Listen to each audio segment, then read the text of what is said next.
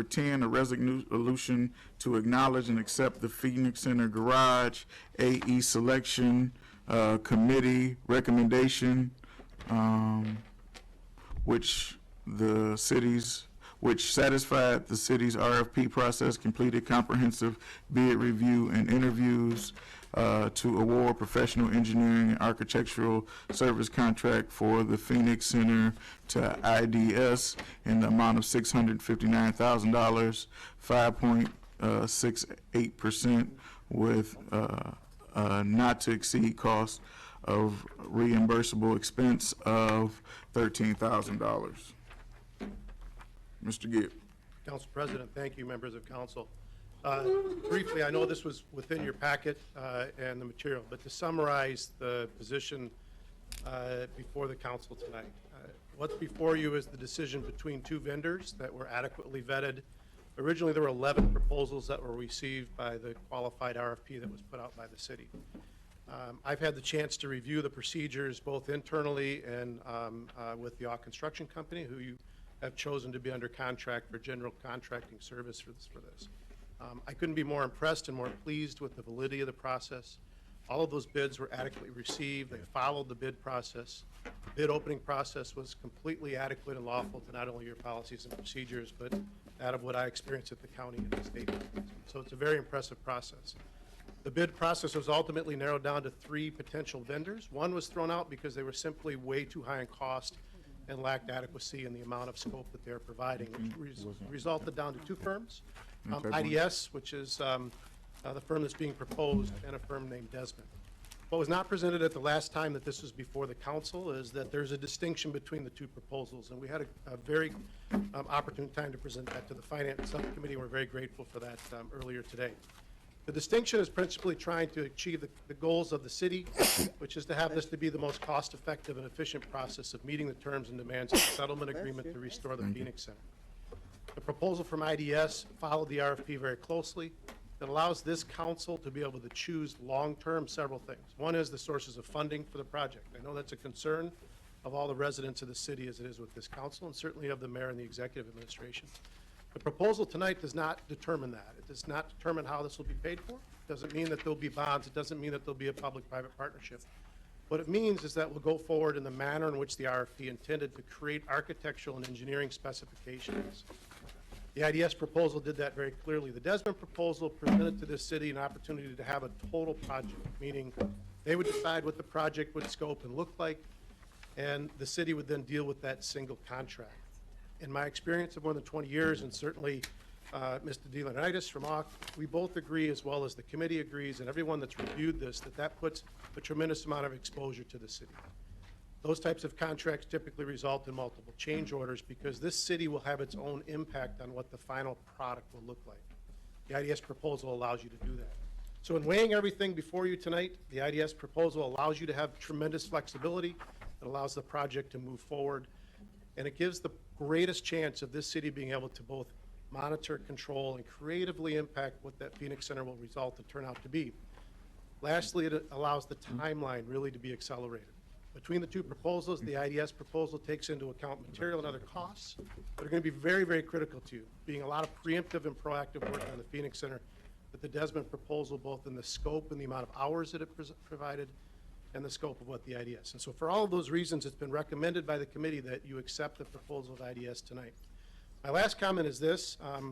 All of you on this council and many of you in this city know that my approach on your behalf will be to be the greatest of diligence to meet the timelines, but at all time making sure that your interests are protected and you're informed. And so that's why I say it's very clear this does not decide cost. It does not decide how that's being paid for. What this decides, it gives you the ability to do many things. And we did receive a letter at the city today regarding the litigation. I feel that's better kept within your good counsel. That might be a matter for closed session because it's pending through the settlement agreement. But I would note that there is a default deadline approaching to the city.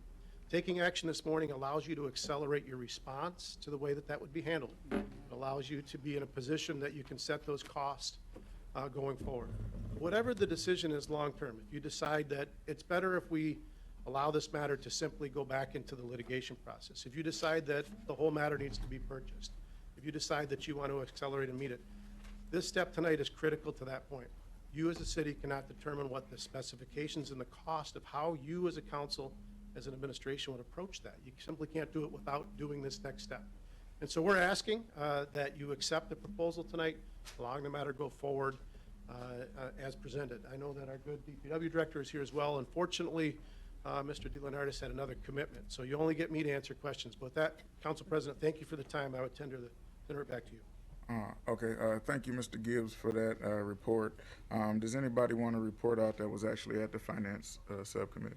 If I might, Mr. President, standing as the Finance Chair, everything that Mr. Gibbs just said and explained, one of the things, and Councilwoman Miller and Councilman Williams, we sat there and said, we made sure that this does not talk about bonding. This is not about bonding. But if we did RFPs and wanted to go out and do an RFP for public-private, this information right here will be an access to us to move forward. So that is the only reason that I am in favor of moving this process forward. I'm not going to say I'm going to be in favor of doing anything else, but I am in favor of moving this process forward.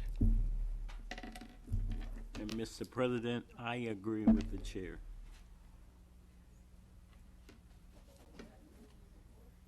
No. My question is this, and I thank my colleagues for attending the Finance Subcommittee and asking. I see that you guys put some information in here about Desmond, who did the initial report. My question is, if Desmond was good enough to do the report that started this $19 million scope, how could they then not be competent enough to complete RFP for the architectural work for this project? You know, I believe, Council President, that they're a very competent firm, and they've proven that in other projects that they've done it. So it's not a matter of their competency. Both firms, Desmond and IDS, have done preliminary investigatory work, so they both have a little bit of an equal advantage in that regard. They both reviewed it. It has been some time in between those reviews. The distinction for the council is the approach that Desmond brought is an approach that would be almost akin to a design-build type approach, meaning it couldn't separate out, if this council decided it didn't want certain features, in that particular approach, it would be holistic to what they would present to you, meaning their total contract price would have to be changed to change those plans.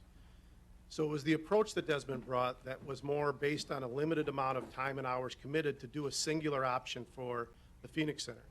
So that would eliminate the discretion that this council would have on certain elements of the design plan.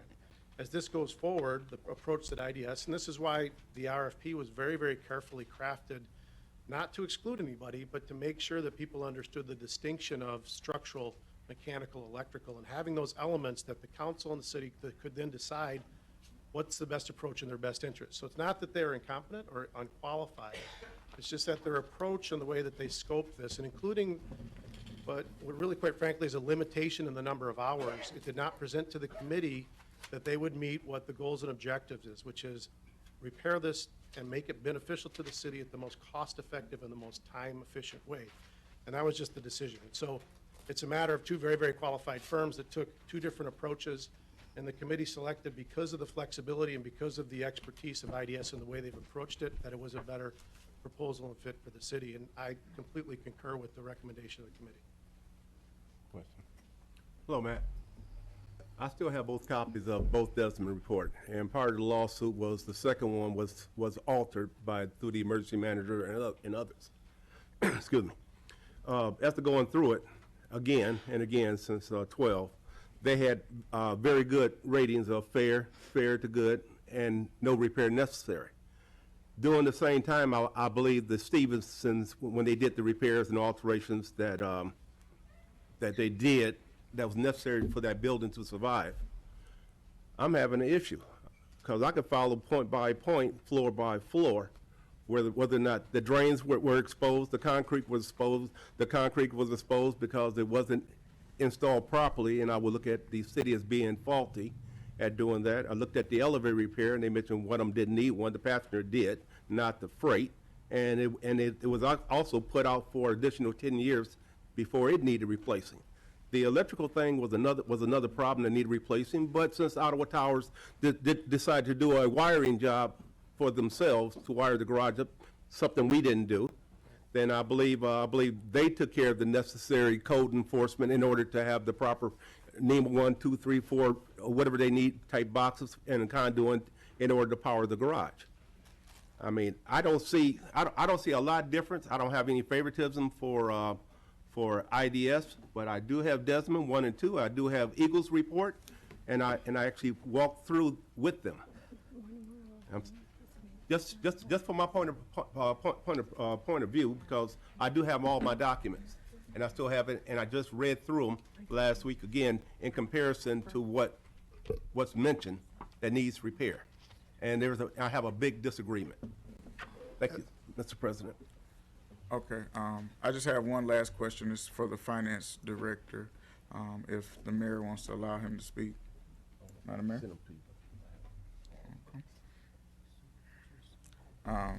Mr. Williams, my question is, since this money is going to be coming out of the general fund, and hopefully the resolution reflects that, I don't think it does, where do we have $659,000? It will come out of the general fund reserves where we currently have 19.5 million in our unassigned fund balance. You said we have 19.5 million in unassigned fund balance, and our fund balance policy is we have to keep 15% overfunding, right? Some are 15, some are 10, depending on the fund that it's in, yes. Okay, so technically, at this point, we could fund $10 million of the Phoenix Center out of the general fund and still be within that fund balance? Policy? 10 million, I don't have a calculator on me to calculate it. That's half, that's 50%. Right. I didn't hear you, I'm sorry. Yeah, I said 10 million. Yeah. If we pay 10 million for the Phoenix Center out of the general fund, we would still have $9.5 million in the fund balance policy. We'd have 9.5 million in the fund balance. Okay. But remember that 19.5 million, we're only halfway through the year. That balance is going to come down by the end of the year. So what is the balance projected to be by the end of the year, sir? I don't have the number. We're working on that right now as part of the budgeting process. We're working on that as we talk. Remember, we collect our property tax and income tax revenues up front at the beginning of the year. Mr. President, a question for you. We did allocate the total sum of the $6 million over 10-year period to allocate $600,000 per year to put it. It's $700,000 per year, and you're talking about the 2.8 million that's left. No. No, we're talking about No. the 600. No, we're talking about the general fund.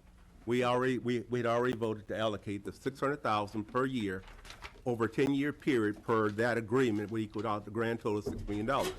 And what I was just mentioning to my colleagues, I believe that $600,000 per year would need to be earmarked in a separate fund that doesn't get touched, that is for maintenance. We voted for it to be aside. I don't know what fund it's in, but before we get a OSH come up, we need to have that money into a separate fund that is allocated just for building maintenance. It's currently sitting in the general fund, and if you look at the summary that I gave you tonight, the financial statement summary, you'll see that the 2.8 million is sitting as an assigned fund balance in the general fund. So, are you finished? Yeah, Captain Carter? yeah, I'm finished. This is my, Attorney Sharp. I was just going to say, if council is inclined to agree that if you go forward with the resolution, that language is not included in terms of those funds coming from the general fund. So you may want to amend that language if you're going to vote on it tonight, if that is the pleasure of the body. Right. I tried to defer it for 1 week, and I was overridden. My question and what I would like to see, just personally as Councilman Williams, would be for Mr. Williams to give us what that end of the year money would be, so we have all the options on the table not to do bonds. I don't want to lock in almost $800,000 with no way to do it other than bonds in the future. If he's telling us we have $19.5 million in the general fund, and we know that all of the work for the Phoenix Center, regardless of what it is, doesn't have to be done in 1 year, if he can tell us that by the end of the year, worst case scenario, we would be able to pay for it out of the general fund and still be in compliance with this letter of doing work, I would be happy to do that. But it's the pleasure of the council. If they want to vote on it tonight, that's fine. But my vote would not be favorable without having those numbers because that language is not in there. I need a resolution that we can assure to the citizens that it will come out of the general fund. And then we also have this balance. So if the citizens came to us and said that we want to use fund balance to pay for this rather than using bond money to pay for it, we would at least have the options to listen. Right now, if we put a chunk of money, $700,000, which is 1/20th of what the total cost for the Phoenix Center is, the problem with the architectural work is this money doesn't go into the structure. It goes into plans for the structure. So this $700,000 that we're using tonight doesn't fix one elevator, doesn't put one slab together or anything else. So I don't want to go through a path where they're just telling us there's plans without having a funding mechanism to pay for it or at least know what that is. I would much rather say, okay, if push comes to shove and it's only a $3 million deficit that we have at the end and still keeping our fund balance, then that's something reasonable to look at. So the pleasure of the council is what it is. We've already had discussion on it, but I just wanted to let you guys know where I'm coming from. And just keeping, I'm sorry, Council President, just keeping in mind that total would be, what, roughly about $1 million because you've already expended, what, over 300,000 for ARC already? Right, almost So you're 400,000. at $1 million. Yep. So it'll be $1 million before any work gets done. So I just want to be Council, clear so we all can the- show the Don't citizens. need all that wowing. It would be impossible for all the money to come out of the general fund balance for the whole project. What I'm saying to you, Mr. Williams, is I just need to know what that difference is. We know that in order to stay in compliance with the state, we need to really have a 15 to 20% cushion to be in good standings with how we use our finance. What I'm saying is, if you can run the numbers, because you just don't have them today, if you could run the numbers for me and you can say that we could allocate $8 million to the Phoenix Center and not be out of compliance with the state and other federal financial guidelines, that will make me feel comfortable in making a presentation of what our options actually are. But if we don't have those numbers, I can't say anything, because right now, the only plans that we've seen is plans that include a $19 million bond or a $16 million bond, depending on what day of the week it is, for the Phoenix Center. So I'm just trying to, It was always 16.3 million. The other 2.8 was the settlement, the balance of the settlement agreement. no, I've got a report in my office. I'm not going to go back and forth about it, because that's the moot point right now. I just need to know how much we could actually expend out of the cash that we actually have Without for the carrying Phoenix fund Center without being Right. out of whack. But I can do that. Yes, ma'am. Madam Mayor? Yes, if I can, and Mr. Williams was going to answer that, but I can interject a couple of things here. In this frequently asked questions, we did look at all the options for taking care of the Phoenix Center and the settlement agreement. No one said pay it all out of cash.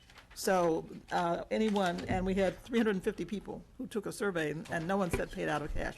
That would not be fiscally prudent for anybody, for any financial manager.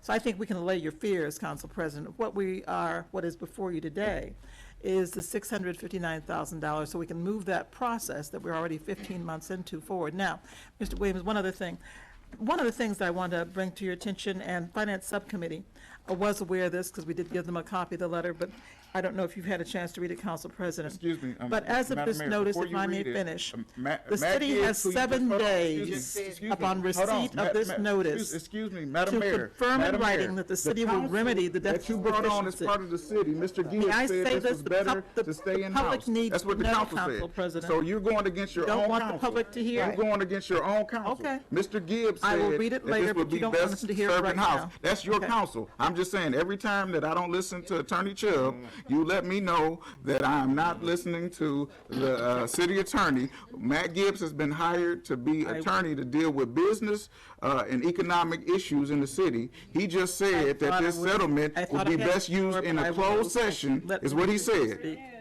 He just said it would be best used in a closed session, and you attempted to read the letter that he just said should be better served in closed session. I'm willing to have a closed session next week if that's what you want to do, Madam Mayor. I'm just saying the advice of the No, council. I'm transparent. The advice of the council. I'm transparent. Go ahead and read it. No.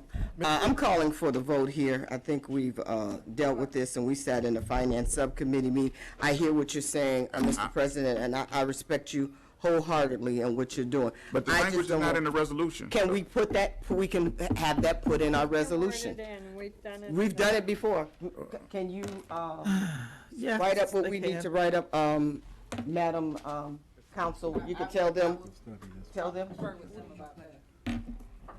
I guess it would need to indicate exactly where it's coming from, and Right. so I would imagine the finance.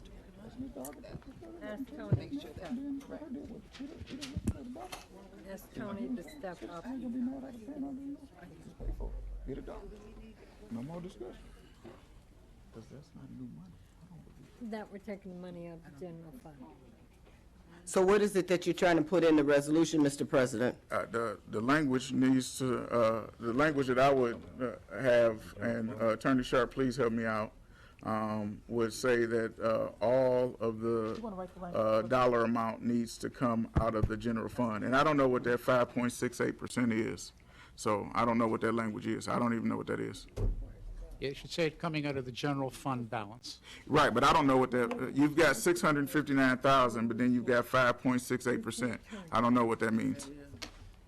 As part of the recommendation, to include the whole recommendation, the audit company included, that's the percentage of estimated total cost for the project. So that this portion of it would be 5.68% of the total estimated cost of construction, of the actual construction cost. Along with the not-to-exceed amount of Right. 13,000. 13,000. So just to include the language that these funds would be coming from the general fund. So the funding would come from the general fund balance. The unassigned Right, general that's fund. what he's Yeah, requesting. and that's would be added to the resolution. We could add on to say, to be paid from the general fund, which is the same thing. Exclusively from the general fund. Yes. Yeah, that would be the language, and I guess Mr. Chubb needs to sign off, so I don't have to come back in 2 weeks with a veto. Yes, that's fine. Can you come to the microphone? So, and then just read the language that you would like, Mr. Chubb, and Yeah, then good we evening, can Council vote. President. Yep. So the resolution that was set forth in your packet, just in the now, therefore be it resolved clause at the end after 13,000, I would change the period to a comma and add to be paid exclusively from the general fund, period. I need some clarification. Go ahead. Either one. I just want to make sure that this architectural, whatever it is, as far as I know with the lawsuit, it has nothing to do with that, with the tent on top. It has nothing to do with that. It has nothing to do with this ramps or anything else that was already proposed to be built. None of that is included. It's only what was involved within the original lawsuit. The proposals, and the one that's considered for, on recommendation is specific to the settlement agreement for the lawsuit. Okay. It's for a complete renovation to meet the obligations of the city pursuant to that settlement agreement and to protect its interests. Okay. It's not I for, just want to make sure, no skate ramps, no lights, and no fluff and anything else. All right, I'm good. Thank you.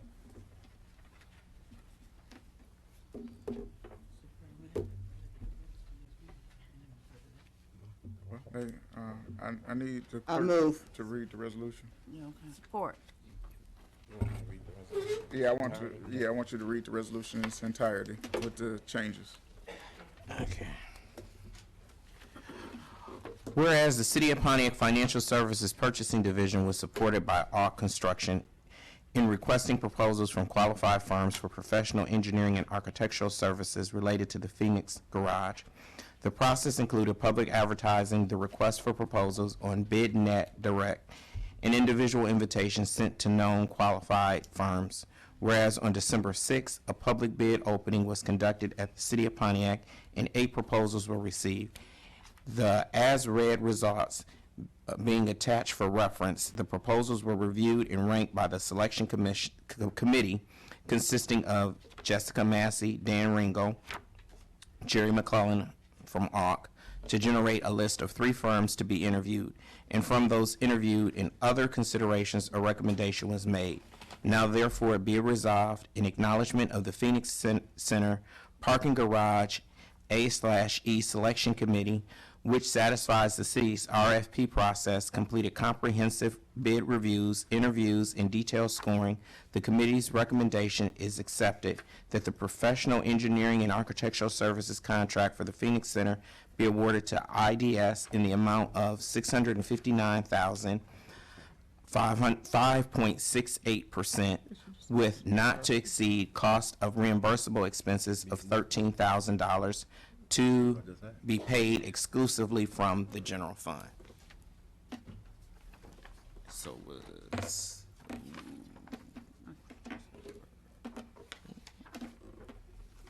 it was moved by Waterman and supported by Taylor Burks. Okay.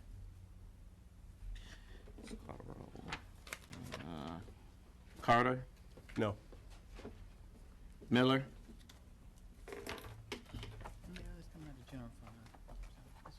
Yes.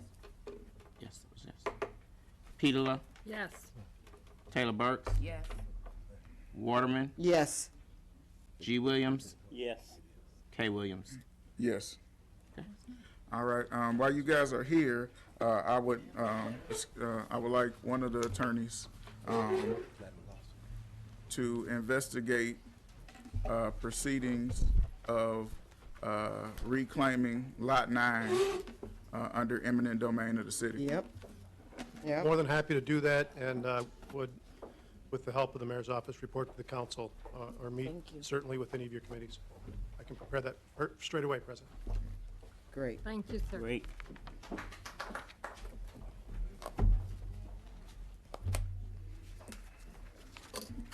All right, which brings us to item number 11, resolution to commit $540,000 that the city has collected in medical marijuana application fees 101-0047